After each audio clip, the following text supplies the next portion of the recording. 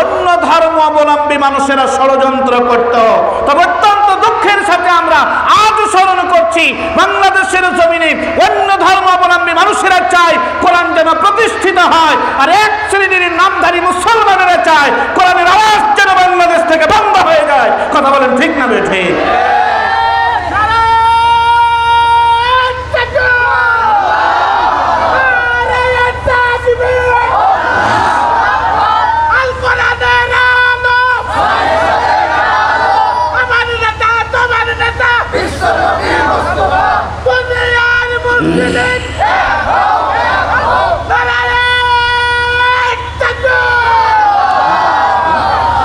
প্রিয় ভাইরা, আজ আমাদেরকে একটু খেয়াল করতে হবে, আল্লাহর সাহায্য অতীতেও এসেছিল, এখনো আসবে নাকি আসবে না? আসবে। তবে আপনার আমার ইমানের পরিচয়টা, আপনার আমার ইমানের ওজনটা কিন্তু একটু মেপে নেওয়া হচ্ছে, ওজনটা মেপে নেওয়া হচ্ছে। আজকে যদি আমরা লক্ষ্য করি তাহলে আমরা দেখব এই কোরআনের আইনকে বলা হয় শরীয়তের আইন। কথা বলেন ঠিক না বেঠিক? এই আইনকে কি আইন বলা হয়? শরীয়তের আইন। এই শরীয়তের আইন, শরিয়া আইন কে দিয়েছেন? জোরে বলেন, কে দিয়েছেন? আল্লাহ দিয়েছেন। এই কোরআনের শরিয়া আইনের উপর বিশ্বাস করা, এটা ফরজ না নফল? আর একটু জোরে বলেন, কি ফরজ না নফল? এটি হচ্ছে ফরজ। এটি শুধু ফরজ না, এটা ফরজে আইন। এটা কি? ফরজে আইন। আজকে আমরা ইশারের নামাজ পড়েছি, আর কেউ মারা গেলে জানাজার নামাজেও আমরা যাই। জানাজার নামাজ হচ্ছে ফরজে কিফায়া, অতিরিক্ত একটি নামাজ। আর প্রতিদিনের 5 ওয়াক্ত নামাজ, এটি হচ্ছে ফরজে আইন, বাধ্যতামূলক নামাজ। কথা বলেন ঠিক না বেঠিক? আমি আপনাদের বুঝার জন্য বলি, লক্ষ্য করবেন, কেউ যদি 1 লক্ষ জানাজার সওয়াব যদি এক পাল্লায় দেয়, আর একদিনের ফজরের নামাজের একটা সেজদা যদি এক পাল্লায় দেওয়া হয়, কোনটার ওজন ভারী হবে? জোরে বলেন, কোনটার? ফজরের নামাজের এক সেজদার ওজন বেশি হবে কার দরবারে? আল্লাহর দরবারে। প্রিয় উপস্থিতি, আমি বুঝার জন্য কথাগুলো এভাবে বললাম। দেখুন, মুসলমান দাবি করে, একটু লজ্জা শরম তো থাকা দরকার। মুসলমান দাবি করে, নিজেকে মুসলমান পরিচয় দেয়, সুযোগ পেলে মাথায় টুপি পরে, সুযোগ পেলে জানাজায় যায়, সুযোগ পেলে ঈদের নামাজে যায়, সুযোগ পেলে মসজিদে যায়, অথচ বলে আমরা শরিয়া আইনে বিশ্বাস করি না। কিরকম মুসলমান আছে না নাই? যদি বলেন আছে না নাই? এটা দূরে না, বাংলাদেশের। এটা বাংলাদেশেই শরিয়া আইনে বিশ্বাস করি না, এই কথা যারা বলে, আমরা রীতিমতো বলি শরিয়া আইনে বিশ্বাস করি না। এই কথা বলে যদি টুপি পরে থাকে, পাঞ্জাবি পরে থাকে, মসজিদে গিয়ে থাকে, তাহলে রীতিমতো ইসলামের সাথে ধোঁকাবাজি করেছে। কি জোরে বলেন, কথা ঠিক না বেঠিক? আর ওরাই আবার আমাদেরকে বলে আমরাই নাকি ধর্মের নামে ব্যবসা করি। কে বলে না? কে বলে না? জোরে বলেন, বলে কি না? ধর্মের নামে আমরা ব্যবসা করি না, এটা আমাদের প্রতিদিনের কাজ। টুপি পরা এটা প্রতি মুহূর্তের কাজ। মানুষের কাছে ইসলামের দাওয়াত নিয়ে যাওয়া প্রতি মুহূর্তের কাজ। প্রতিদিনের 5 ওয়াক্ত নামাজ পড়ে এটা আমার ইমানি দায়িত্ব। এটা মুসলমানদের দৈনন্দিন কাজের অন্যতম একটি গুরুত্বপূর্ণ কাজ। প্রতিদিনের 5 ওয়াক্ত নামাজ আদায় করা লাগবে। এগুলো আমরা প্রতিদিন করি, ইসলাম মেনে করি। আর হঠাৎ করে যখন সময় আসে, তখন টুপি মাথায় দেয়, তখন ইসলামিক লিবাস ধারণ করে। আর যখন একটু অসুবিধা হয়, তখন বাবা বলো আমরা ইসলাম মানি না। তোমাদের মতো ধোঁকাবাজদেরকে চিনতে বাংলাদেশের মুসলমানদের আর সময় লাগবে? জোরে বলেন, আর সময় লাগবে? আমার ভাইয়েরা, বাবাজিরা, খেয়াল করবেন, এই শরিয়া আইন যে মালিক পাঠালেন, সেই মালিক আল্লাহ সুবহানাহু ওয়া তাআলা বলে দিলেন বান্দারে, ইদা জাআ নাসরুল্লাহি ওয়াল ফাত, ও বান্দা শোনো, যখন আসবে আল্লাহর পক্ষ থেকে সাহায্য, আর যখন আসবে বিজয়। আল্লাহ দুইটার কথা বললেন। 1 নাম্বার বললেন সাহায্য, 2 নাম্বার বললেন বিজয়। এই দুইটা, একটা আমরা পেয়েছি, একটা আমরা পাচ্ছি, সেটি হচ্ছে আল্লাহর সাহায্য। কি বলেন, ঠিক না বেঠিক? বিজয় সামান্য সামান্য শুরু হয়েছে। ঢাকা বিশ্ববিদ্যালয়ে বিজয় শুরু হয়েছে। জাহাঙ্গীরনগর বিশ্ববিদ্যালয় বিজয় শুরু হয়েছে। কি কথা ঠিক না ঠিক বলেন?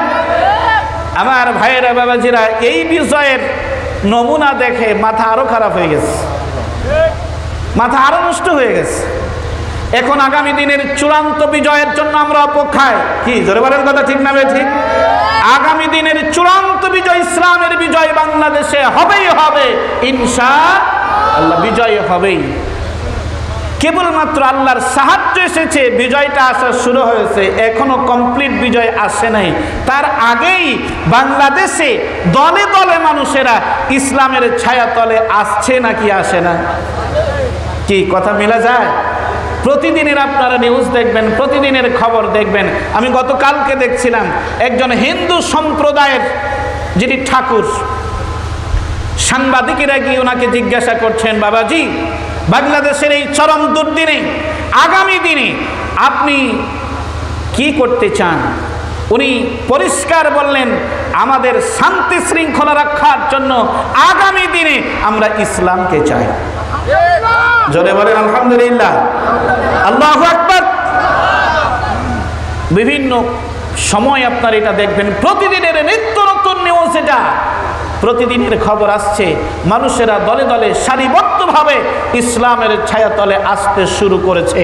তার কারণ হচ্ছে ইসলাম ছাড়া যে শান্তি নাই, এটা মানুষ অনেক অংশে এখন বুঝতে সক্ষম হয়েছে। কি বলেন কথা ঠিক না ঠিক? বাংলাদেশ স্বাধীন হওয়া 53 বছর হয়ে গেছে।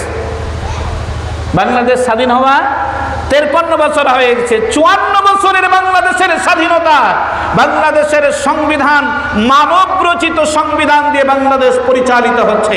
কথা বলেন ঠিক না ঠিক?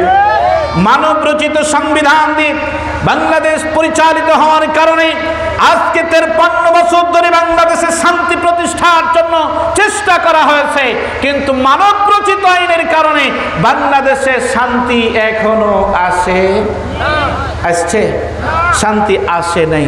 এই জন্য 53 বছরের অভিজ্ঞতা যাদের, তারা এখন চিন্তা করেছে আগামী দিনে যদি শান্তি পেতে চায় তাহলে ইসলামের বিকল্প কোনো পথ, জোরে বলেন বিকল্প কোনো পথ নাই। আমার ভাইয়েরা বাবাজিরা, শরীয়তের একটা হুকুম যদি চালু হয়, জোরে বলেন কয়টা? শরীয়তের সব হুকুম বাস্তবায়ন হবে। একটা হুকুম যদি চালু হয় তাহলে বাংলাদেশের অসংখ্য অপরাধ কমে যাবে। আমার সাথে আপনারা একমত কিনা? জোরে বলেন একমত কিনা? আজকে মানুষ খুন করা এটা আমাদের কাছে যেন ইজিলি হয়ে গেছে, সহজ হয়ে গেছে। আপনারা লক্ষ্য করবেন, বাড়ির থেকে উঠিয়ে নিয়ে গিয়ে রাস্তাঘাটে তাকে মেরে আহত করা হচ্ছে, মেরে ফেলে দেওয়া হচ্ছে, তাকে গুলি করে হত্যা করা হচ্ছে। রাস্তায় পাথর মেরে মানুষকে, জিন্দা মানুষকে পাথর মেরে নিশ্চিহ্ন করে দেওয়ার নমুনা বাংলাদেশে আছে না নাই? আরো জোরে বলেন আছে না নাই? আল্লাহ রাব্বুল আলামিন ডাক দিয়ে বললেন, বান্দারে যদি স্বাধীনতা চাও, যদি নিরাপত্তা চাও, যদি শান্তি পেতে চাও, আল্লাহর কোরআনের বাইরে গিয়ে শান্তি পাওয়া যাবে না। আল্লাহ পাক একটা আইন নাজিল করলেন। আল্লাহ পাক জানিয়ে দিলেন, আল কতলু বিল কতল, হত্যার বদলে হত্যা, হত্যার বদলে হত্যা। ওয়ালা আইনু বিল আইন, চোখের বদলে চোখ, চোখের বদলে চোখ। এইভাবে করে প্রত্যেকটি অঙ্গে প্রত্যঙ্গের বদলে একটার বদল আর একটা। আমি বোঝার জন্য আপনাদের কাছে বলি, আমরা এই হুকুমটাকে পরিবর্তন করে চিন্তা করেছি, একজন মানুষ আপনাকে মেরে আপনার একটা চোখ নষ্ট করে দিয়েছে। শরীয়তের আইন বলছে, বিচারক যারা থাকবে তারা বিচার করবে, যেই ব্যক্তি আপনাকে মেরে আপনার একটা চোখ অন্ধ করে দিয়েছে, আপনিও তাকে মেরে ঠিক তার আর একটা চোখ আপনি অন্ধ করে দেবেন। এটা হচ্ছে শরীয়তের বলে আইন বিল আইন, চোখের বদলে চোখ, হত্যার বদলে হত্যা। এখন বাংলাদেশের আইন কি, আমাদের মানব রচিত আইন কি? কয় ভুলক্রমে যখন একটা কাজ হয়েই গেছে তো ঠিক আছে, একটা মানুষকে মারা হয়েছে, কয় 2 লাখ টাকা নাও, যে মীমাংসা করে নাও। চোখ হারিয়েছে বলে 50,000 টাকা নাও, যে চোখ মীমাংসা করে নাও। আমি আপনাদের কাছে জিজ্ঞাসা করতে চাই, যেই ব্যক্তির পা ভেঙে দেওয়া হয়েছে মেরে, ওই ভাঙ্গা পা যদি এক পাল্লায় দেওয়া হয় আর 50,000 টাকা যদি আরেক পাল্লায় দেওয়া হয়, ওজন কোনটা বেশি হবে? কিসের ওজন বেশি হবে? আচ্ছা, এক পাল্লাই নষ্ট করে দেওয়া চোখ, উপড়ে ফেলা চোখটাকে এক পাল্লায় দেওয়া হয়েছে, আর এক পাল্লায় 50,000 টাকা দেওয়া হয়েছে। ওজন কোনটা ভারী হবে? একজন মানুষকে হত্যা করা হয়েছে, আপনাকে বললেন 2 লাখ টাকা নিয়ে মীমাংসা করে নাও। একজন মানুষের লাশকে যদি এক পাল্লায় রাখা হয় আর আরেক পাল্লায় যদি 2 লক্ষ টাকা রাখা হয়, ওজন কোনটা ভারী হবে? লাশের ওজনটা ভারী হয়ে যাবে। আল্লাহ বললেন এইভাবে করে বান্দা শান্তি পাবে না। যদি শান্তি পেতে হয় হত্যার বদলে হত্যা হতে হবে। আমার ভাইয়েরা, বাবাজিরা, যেই ব্যক্তিটাকে হত্যা করা হয়েছে, যেই ব্যক্তিটাকে মেরে চোখ দুটো কানা বানিয়ে দেওয়া হয়েছে, যেই ব্যক্তিটাকে মেরে পা কানা ভেঙে ফেলে তাকে ন্যাংরা বানিয়ে দেওয়া হয়েছে, যদি আপনি বিবেকবান হন, সুস্থ মস্তিষ্কের যদি অধিকারী হন, আর মারা যাওয়া ব্যক্তিটার যদি সন্তান থেকে থাকে, কলিজার টুকরা মেয়ে যদি থেকে থাকে, তার যদি প্রিয়তমা বিবি থেকে থাকে, তাহলে তারা বাড়ির কাছে গিয়ে একটু শুনেন লিল্লাহি তাকবীর, লিল্লাহি তাকবীর। প্রধান মেহমানের আগমন, প্রধান মেহমানের আগমন।